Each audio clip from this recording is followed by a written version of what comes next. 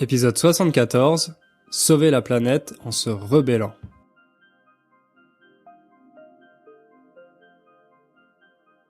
Salut à toutes et à tous, j'espère que vous allez bien. Moi je suis très content de vous retrouver. Aujourd'hui on a un épisode un peu spécial parce qu'il s'agit d'une interview. Régulièrement, il y a des gens qui me disent que le podcast est devenu trop facile pour eux et qu'ils aimeraient que j'en fasse un autre d'un niveau plus avancé. Ils me disent qu'il suffirait que je parle normalement, comme si je m'adressais à des Français. Mais pour être honnête, c'est pas si facile. Premièrement, parce qu'au fil des épisodes, j'ai déjà augmenté la vitesse à laquelle je parle, et maintenant, je suis assez proche de ma vitesse réelle. Je suis pas quelqu'un qui parle à 200 à l'heure, comme certains youtubeurs ou présentateurs télé. Vous savez, dans les médias, ils sont obligés de parler à toute vitesse pour que le public n'ait pas le temps de penser à changer de chaîne, mais personnellement, je trouve qu'on retient moins bien les informations quand elles sont débitées aussi rapidement. D'ailleurs, je me rappelle que mes profs à l'école parlaient toujours assez lentement. Il faut aussi savoir que, comme vous vous êtes habitué à ma façon de parler et que vous savez que vous êtes capable de me comprendre, eh bien, vous avez développé un filtre émotionnel positif par rapport à ma voix.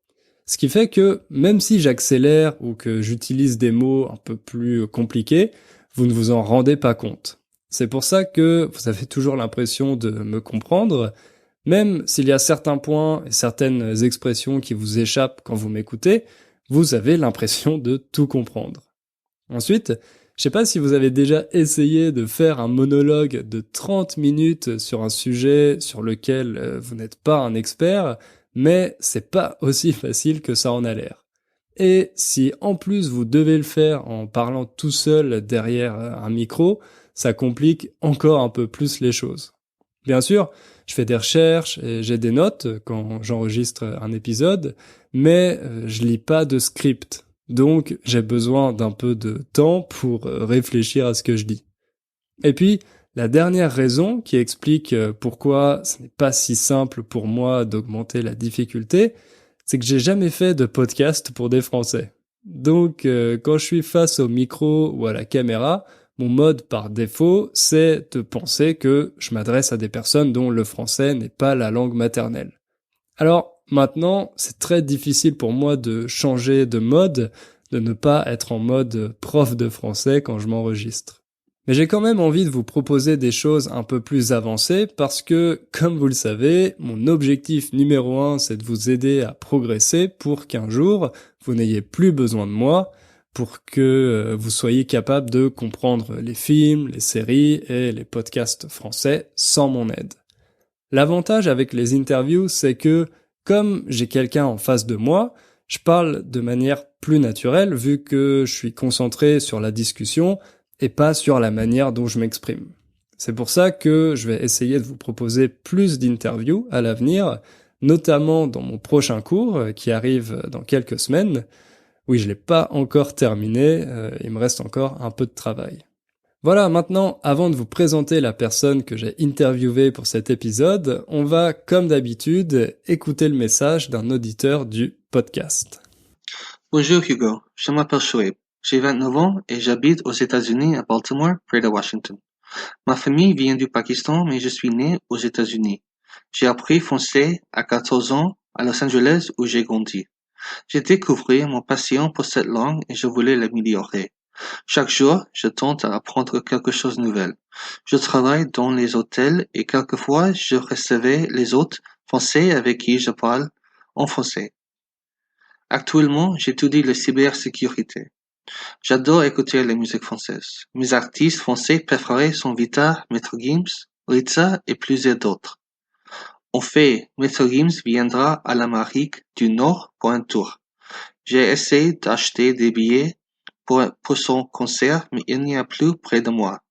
Peut-être je peux les acheter pour un concert dans une autre vie. Aussi souvent, quand je regarde mes émissions préférées sur Netflix, je les regarde avec les sous-titres français quand disponibles. Récemment, je suis allé à New York pour prendre l'examen, le DELF B2. Il était un examen assez difficile. Maintenant, j'attends mes résultats. Il y a 2 ans, je suis partie pour mes vacances à Paris toute seule. C'était un voyage merveilleux. J'étais assez nerveux de parler français quand j'y suis allé. Je pense quand je parlais en français, les Français savaient que j'étais américain tout de suite. Après le voyage, je me suis rendu compte que j'ai beaucoup à apprendre de la langue. Je rêve d'habiter en France. Je trouvais les podcasts français et j'ai cherché le vôtre. Aussi, j'ai cherché votre chaîne sur YouTube. Le vôtre m'a plu beaucoup grâce à vos sujets et votre manière de parler. Merci pour votre podcast et je continue à les écouter. Je me rends compte que j'ai tant plus à apprendre, mais je sais que je peux réussir. Merci Hugo et à bientôt. Merci beaucoup pour ton message, Chouaib. On peut voir que t'es vraiment passionné par le français, et très motivé. Vous voyez, même si Chouaib habite aux États-Unis, il a réussi à s'immerger dans la culture française grâce, par exemple, à la musique. D'ailleurs, je savais pas que Maître Gims faisait des tournées aux États-Unis. En plus, il a l'air d'être assez populaire, d'après ce que tu nous dis, vu que ses concerts étaient complets. Ah oui, quand on dit qu'un concert, un spectacle ou un train est complet, ça signifie qu'il n'y a plus de billets disponibles. Il n'y a plus de place. Bref, Chouaib, j'espère que t'as fini par trouver une place pour le concert de Maître Gims et aussi que t'as réussi le Delft B2. En tout cas, je suis sûr que ton message va donner une bonne dose de motivation à tous ceux qui nous écoutent.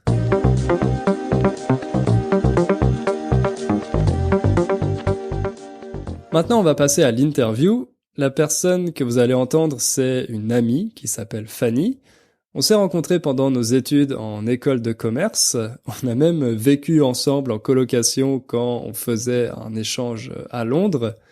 Fanny, c'est quelqu'un qui a toujours été sensible aux enjeux concernant la protection de l'environnement.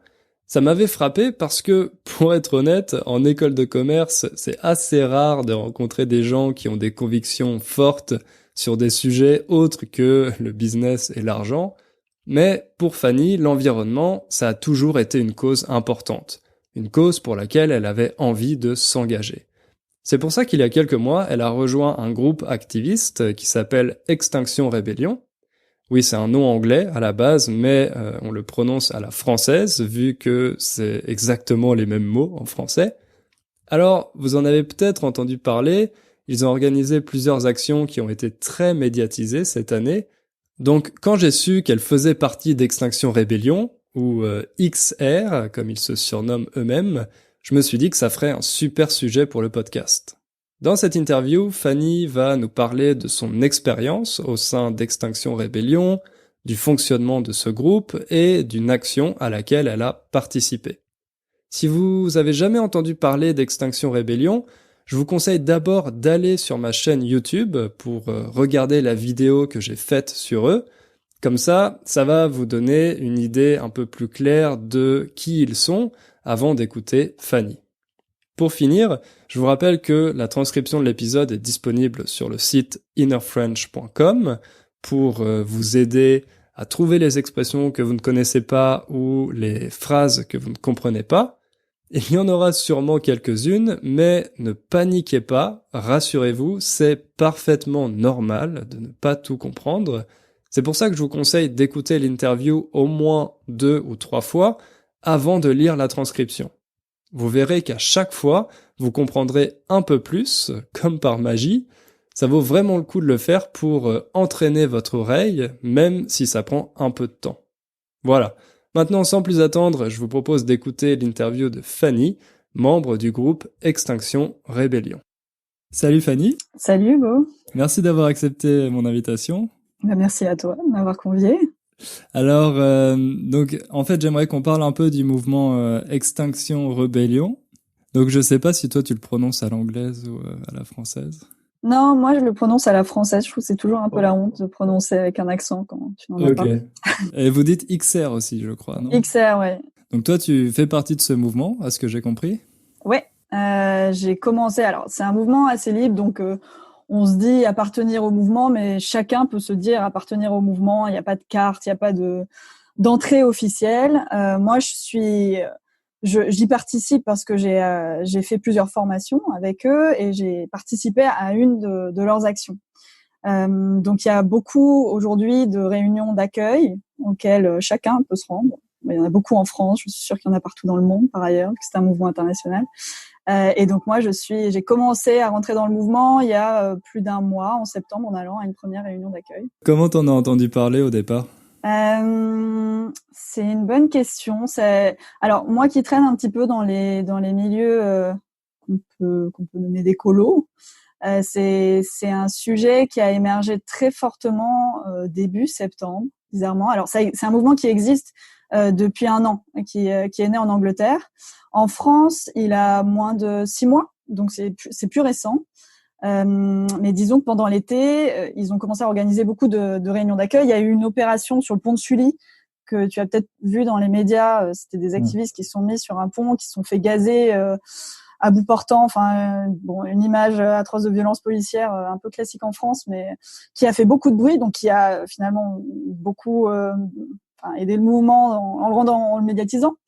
Et suite à ça, avec des amis du travail, notamment de mon travail, je travaille aussi sur ces sujets d'écologie, on est allé voir une réunion d'accueil pour essayer de comprendre de quoi il s'agissait. Donc tu dis que tu travailles un peu justement dans ce secteur. En quoi ça consiste ton travail? Moi, je fais du conseil en développement durable. Donc, j'accompagne depuis maintenant 6 ans des entreprises, surtout du secteur de la consommation pour ma part, donc de l'agroalimentaire, du textile, de la cosmétique et même de l'ameublement, sur leurs enjeux de développement durable. On essaye de les faire avancer leurs pratiques, les convaincre pour transformer leur modèle, transformer leurs produits, leurs offres et imaginer une croissance plus durable. Ok. Et avant Extinction Rebellion, est-ce que tu as fait partie d'autres mouvements écologistes? Non, je suis pas du tout une militante associative, paradoxalement. Mais finalement, mon travail me suffisait jusque-là pour me dire que je remplissais mes fonctions et mon rôle était suffisant sur ce sujet. Et finalement, le soir, j'étais fatiguée, je faisais autre chose. Tout en ayant des pratiques individuelles très très respectueuses de ma planète évidemment, mais non, j'adhérais pas, j'étais pas forcément militante, et c'est ce qui est intéressant aussi avec Extinction Rebellion, c'est que je trouve que ça brasse beaucoup de gens qui ne sont pas forcément qui n'ont pas d'historique dans le militantisme associatif. En quoi ce mouvement est différent et pourquoi toi t'as décidé de le rejoindre? Alors moi, je trouve que ce qui est vraiment intéressant dans ce mouvement-là, c'est qu'il propose une nouvelle forme d'action. Alors nouvelle, pas historiquement ni rien, mais sur l'écologie, en tout cas, ce mouvement propose un consensus d'action différent, qui est celui de la non-violence. En fait, tous ces gens-là et les gens qui participent, et moi aussi, une des raisons pour lesquelles j'adhère au mouvement, c'est se dire, bon, jusqu'ici, participer à des manifestations, participer à des marches, faire du tractage sur les marchés. Qu'est-ce que ça veut dire faire du tractage? Tracter, c'est-à-dire distribuer des dépliants sur des sujets écologiques et faire de la sensibilisation dans des lieux publics. Tout ça, c'est très bien, évidemment, c'est important, c'est certainement nécessaire, mais ça ne fonctionne pas. Enfin, ça n'a pas fonctionné jusque-là, ce n'est pas suffisant. Et maintenant, étant donné l'ampleur des enjeux, il faut trouver des modes d'action plus efficaces. Et la désobéissance civile, dans ce sens-là, propose une autre méthode d'action pour les écolos. Alors, ça a été appliqué par Greenpeace un peu depuis toujours. Ça a été appliqué dans l'histoire, on s'en rappelle, Martin Luther King, Gandhi, etc. Donc, c'est pas nouveau, mais vraiment l'idée de l'appliquer à l'écologie semble une assez bonne idée pour créer ce mouvement de bascule. C'est juste se dire qu'est-ce qui pourrait fonctionner désormais. Et d'ailleurs, c'est basé sur des études, notamment une chercheuse américaine qui a étudié des mouvements révolutionnaires, une centaine de mouvements révolutionnaires, et qui essaie de différencier les mouvements violents des mouvements non violents. Et elle s'est aperçue que les mouvements non violents avaient 2 fois plus de chances, dans l'histoire, avaient 2 fois plus réussi, en tout cas, à faire changer le système que les autres. Donc juste, on part d'une stat et on se dit, a priori, c'est le truc qui peut le plus marcher. Donc, qu'est-ce qu'on a à perdre, si ce n'est de le faire et d'essayer de voir si on y arrive. Après, c'est pas une stratégie qui, c'est une posture qui ne pointe pas du doigt d'autres formes d'action. C'est-à-dire, bon, la violence est une autre forme de de révolution qui existe aussi, qu'on accepte. On ne choisit juste pas ce mode d'action-là.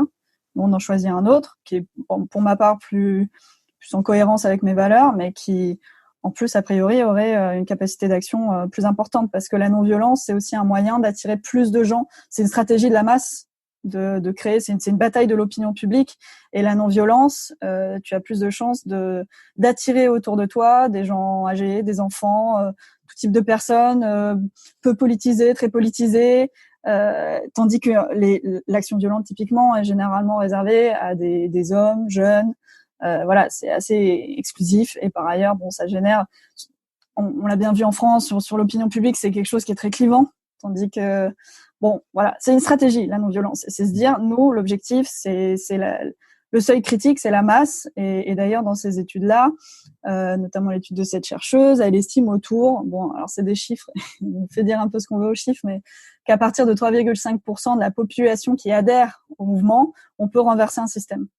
Donc c'est à la fois pas grand-chose, à la fois beaucoup, mais en tout cas c'est ça ce qu'on vise, c'est réussir à toucher 3% de la population pour renverser le système, parce que oui, bon, le but ultime effectivement c'est créer un changement systémique majeur et radical.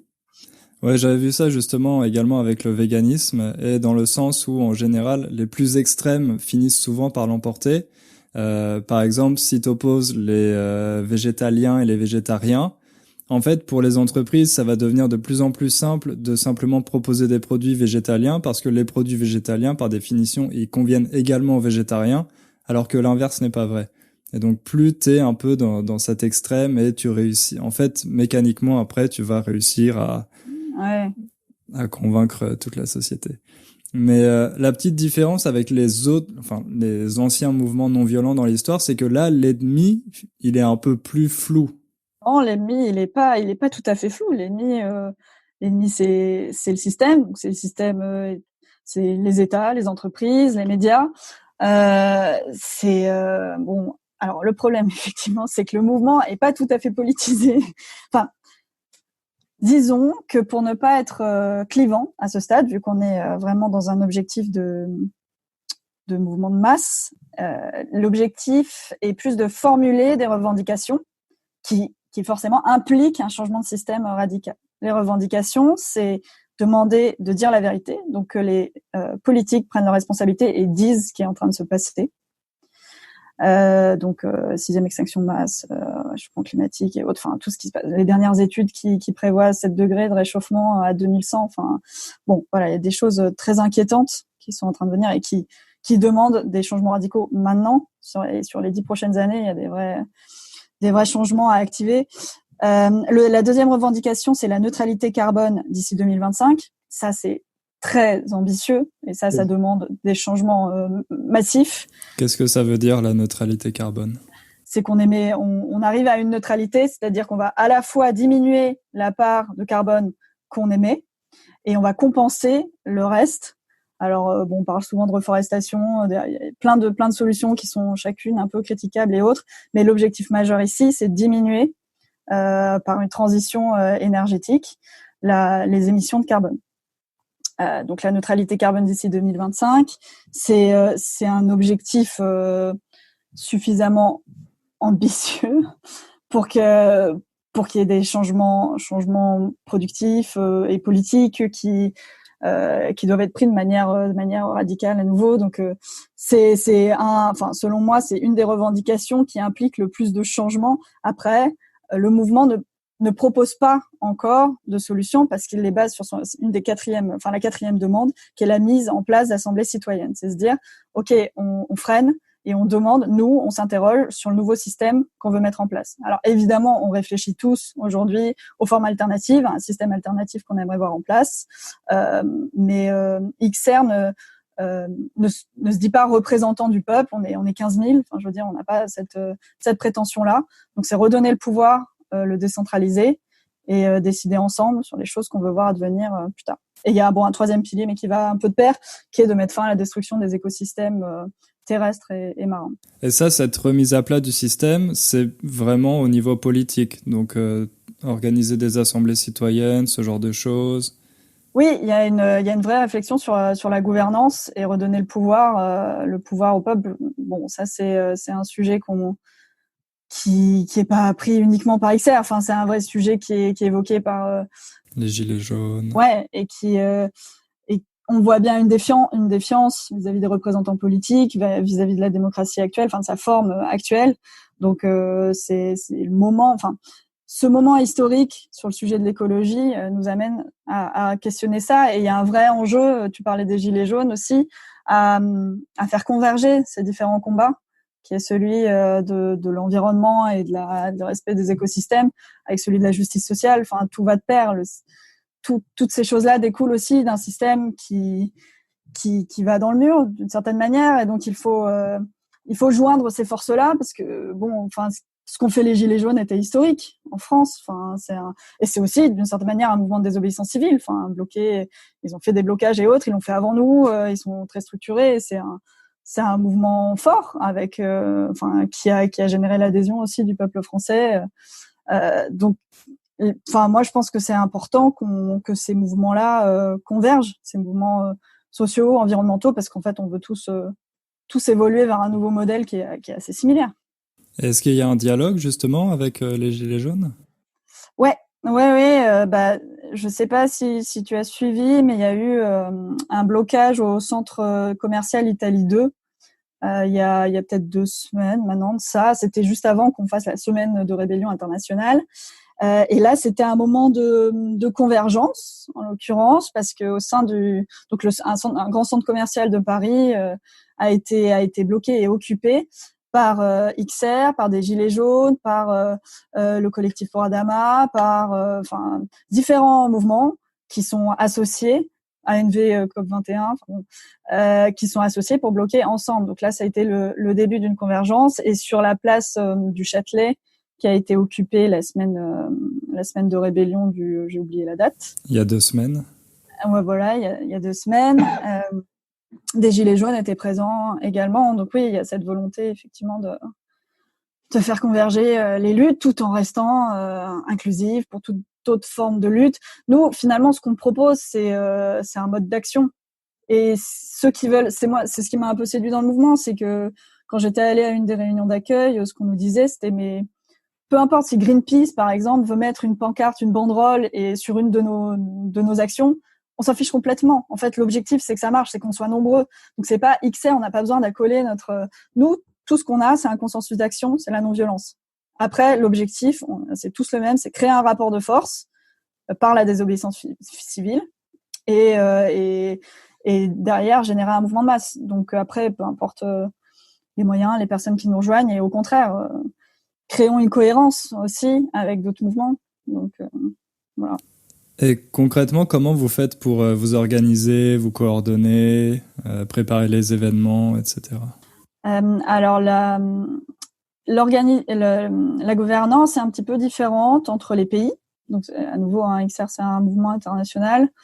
En Angleterre, d'où le mouvement a été créé, il y a une sorte de noyau dur qui organise précisément. Alors, de ce que j'en sais, je suis ni une représentante ni je te dis ça de ce que je vois à l'intérieur.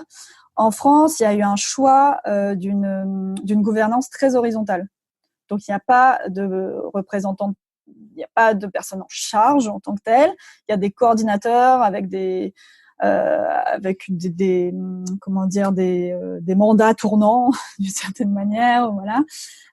Mais chacun est responsable d'organiser l'action qu'il souhaite voir advenir. Donc c'est une responsabilisation aussi de chacun, sans vouloir dire des organisations totales, parce que moi je trouve que c'est un mouvement qui est extrêmement construit avec des outils donnés à chacun pour agir. Il y a une plateforme interne à laquelle toi, comme les personnes qui écouteront ce podcast peuvent adhérer, qui s'appelle La Base. Et sur ça, il y a énormément d'outils, d'informations pour apprendre à faire par soi-même, créer un groupe, l'organiser. On apprend aussi. Il y a beaucoup de formations qui sont données. Ce qui est aussi, je trouve, assez différent sur un mouvement, assez fort sur un mouvement comme ça, parce que chacun est libre d'y aller, c'est gratuit. En France, en tout cas, il y en a beaucoup. Et là, on apprend vraiment une méthodologie d'action qui est concrète et qu'on peut après déployer librement. Moi, j'ai fait une formation sur la désobéissance civile. où on apprenait à réagir effectivement lors de délogeage des forces de l'ordre, lors des blocages. On apprenait aussi à définir le sens de la violence et à se rendre compte que le mot violence n'est pas interprété pour chacun de la même manière. Et donc ça amène à s'interroger sur soi, qu'est-ce qu'on est prêt à faire, quel type de risque on est prêt à prendre. Il y a énormément de formations qui sont axées sur le risque juridique et sur la posture qu'on a en garde à vue et autres, qui nous apprennent à nous défendre aussi dans ce cas-là, parce que c'est un des principaux risques pris quand même. Et ensuite, sur chaque action, il y a toute une série de rôles très précis qui peuvent être pris par toutes les personnes qui y participent, et des formations spécifiques pour chacun des rôles sont réalisées. Moi, j'ai fait une autre formation sur ce qu'on appelle le peacekeeping. C'est le gardien de la paix. On apprend avec les principes de la communication non violente et d'autres à faire en sorte que le consensus d'action, qui est la non-violence, soit respecté. Donc, à gérer les personnes qui pourraient être agacées en tout cas par le blocage, être agressives, voire des personnes même du mouvement, des bloqueurs qui sont déstabilisés, qui sortent un peu du consensus d'action. Donc voilà, c'est un rôle qui permet d'assurer qu'on respecte la règle initiale. Tu en as bien d'autres. Tu as des personnes qui sont responsables contact police, donc c'est eux qui vont parler avec la police et suivre en gros l'intervention et se préparer aux assauts. Tu as le contact média, tu as l'ange gardien qui s'occupe des bloqueurs. Enfin, c'est assez incroyable en fait la structure la méthodologie utilisée qui est hyper simple à comprendre et qui est vulgarisée par des formations, donc qui fait qu'après globalement chacun a les cartes en main pour faire quelque chose. Il faut effectivement de la masse, donc il faut juste s'entourer de gens, mais ça tombe bien, c'est un énorme réseau de personnes qui sont très disponibles et qui ont l'envie de faire des choses. Donc c'est un mouvement qui te responsabilise. Et juste pour répondre enfin à ta question, en France c'est très horizontal. Chacun est un petit peu maître de sa volonté, de son action, tant qu'on respecte à nouveau ce qui est XR, c'est un moyen d'action qui est la non-violence. Et quel est le profil des membres du mouvement ? C'est un mouvement qui, pour le moment, est pas totalement diversifié. On reste, honnêtement, quand j'étais à la réunion d'accueil, on voit beaucoup de personnes blanches. Je dirais que sur les classes d'âge, c'est un peu plus varié que d'habitude. Tu as, c'est une moyenne de trentenaires, mais globalement, on voit d'autres profils, et sur des actions type à Châtelet ou autre, il y avait plein d'enfants qui sont venus. En Angleterre, la personne la plus arrêtée, c'est un homme de 82 ans. Enfin voilà, en tout cas, sur les classes d'âge, c'est assez large. Sur les origines sociales. Les classes sociales, je dirais que c'est moins mélangé à ce stade. Alors après, c'est un vrai défi, et c'est le défi depuis toujours de l'écologie, d'où ce sujet de la convergence, en fait, que je te dis et que j'évoquais. C'est faire converger les luttes, celles de la justice sociale et de la justice climatique. Mais parce qu'aujourd'hui, oui, c'est un sujet qui réunit encore des blancos, CSP+, c'est ce qu'on voit sur en tout cas sur la place du Châtelet, c'était quand même la majorité des cas. Chacun a envie de faire évoluer ça. Après, il y a une responsabilité aussi. Je veux dire, les classes supérieures blanches ont plus de responsabilités aussi dans le désastre écologique. Donc c'est un peu à nous aussi de nous bouger pour faire évoluer les choses. Donc il y a une certaine logique dans le sens où c'est les responsables qui doivent faire le plus. Donc pourquoi pas. Enfin c'est ma manière un peu de justifier le truc. Mais tu peux pas forcer les gens à participer de toute façon. On peut pas forcer les gens à participer. Et puis pyramide de Maslow. Enfin, si t'as pas à bouffer, tu vas pas aller pendant 3 jours place du Châtelet faire un sitting. Enfin non, tu dois bosser pour manger, quoi. Enfin voilà. C'est pas si simple, mais c'est un sujet. Et tu peux nous parler d'un événement auquel tu as participé ? Oui. Alors, moi, j'ai participé à ce que j'évoquais tout à l'heure, à la place du Châtelet.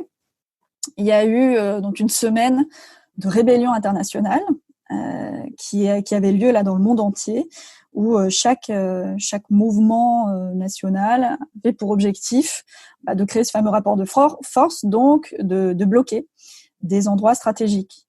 Donc en France, ça a eu lieu à Paris. Bon, on a choisi une capitale parce que c'est généralement là que ça cause le plus d'ennuis. Et surtout en France, hein, qui est quand même un pays ultra centralisé. Donc, tout à fait, très clairement, jacobin. Et donc là, on a bloqué la place du Châtelet, qui est une place où transite, juste à côté de la rue de Rivoli, qui est la grande rue commerçante de Paris, et on a bloqué le pont au Change, qui est un pont aussi avec beaucoup de trafic. Donc globalement, c'était un blocage assez stratégique. Donc pour ma part, ma participation, ça a eu lieu. Il y a d'abord des débriefs qui ont lieu toute la semaine d'avant, qui là aussi témoignent de l'organisation quand même du mouvement. On était 300 personnes pour un brief. Il y en a eu plein d'autres, où chacun est réparti en fonction du rôle qu'il veut jouer dans l'action. Il est réparti avec des référents, où on apprend là chacun ce que chacun est prêt à prendre comme risque aussi, risque juridique. Et ensuite, on est réparti en petits groupes et où là, on s'organise pour l'action, on se donne nos numéros, etc. Nous, le lendemain, donc j'étais avec des collègues aussi du travail pour voir comment on pouvait participer. Nous, on n'était pas forcément, donc on n'est pas forcément informés, on n'est clairement pas informés du lieu parce que bon, pour des risques de fuite évidentes. L'horaire, pas tout à fait non plus. Donc nous, on avait pour objectif de venir après le travail. L'occupation a commencé à être mise en place vers 14-15 heures. Nous, on était au bureau et on est arrivé juste après notre journée de dur labeur à partir de 19 heures. Et on a décidé de rester. Pardon. Quand ça commence concrètement, c'est des membres qui arrivent en certain nombre avec des tentes et qui s'installent. Voilà. Tout à fait, oui. C'était une masse importante de participants XR et de membres XR qui sont arrivés avec des bottes de foin, des tentes, des camions. Il y a eu un bateau qui a été mis sur le pont au Change pour faire une sorte d'installation de musique. Enfin, on aurait dit une scène techno. Donc oui, là, c'était très bien organisé. Enfin, franchement, on peut quand même garder ça en tête. L'occupation s'est faite très rapidement et de manière assez coordonnée. Donc nous, quand on est arrivé, il y avait tout d'installé. Il y avait des petits potagers aussi installés par-ci par-là. Enfin, le camp après a évolué au fur et à mesure de la semaine. Mais donc nous, on était tous plutôt préparés au fait d'être délogés assez rapidement. On avait pour objectif de rester, mais on savait bien que ça allait être quand même compliqué. Donc être délogé concrètement, ça veut dire que la police arrive et vous force à partir, à quitter les lieux. C'est que la police vient nous prendre manu militari et nous sortir de là et nettoie un peu l'ensemble du campement. Donc on était plutôt préparés à ça, à faire les poids morts si des CRS venaient nous soulever. Enfin voilà, on était. et ce qui est un peu l'objectif du rapport de force, c'est générer aussi derrière une réaction. Des photos. Des photos aussi et une certaine médiatisation. Donc on est resté la soirée et puis nous on a dormi. Moi j'avais une tente, j'ai dormi sur place dans l'attente d'être délogée vers 4 heures du matin et il ne s'est rien passé de tout ça. Mais bon. Est-ce que tu as réussi à dormir ? Je n'ai pas du tout réussi à dormir, donc j'ai pris ma matinée le lendemain pour dormir, pour te dire l'utilité ridicule. Mais on pouvait, j'étais pourtant bien installée, mais j'avoue que il a beaucoup. C'était quoi l'ambiance ce soir-là sur le campement ? L'ambiance était assez euphorique parce que donc on a eu tout ce stand de musique, beaucoup de gens passaient, demandaient qu'est-ce qui se passait et on voit beaucoup d'adhésion. En fait, quand on raconte en quelques mots le concept et les revendications du mouvement, les gens disent mais on est à fond avec vous, trop cool. Vous avez raison, après ils restent pas forcément, mais ils sont contents. Enfin, au moins on se dit l'opinion a priori serait du bon côté. Bon, ça veut pas dire qu'on n'a pas généré de désordre et énervé des Parisiens. On a créé des bouchons historiques dans Paris. Enfin, c'était aussi quand même bon. C'était l'objectif. Si tu crées pas de désordre, tu n'obtiens pas grand-chose.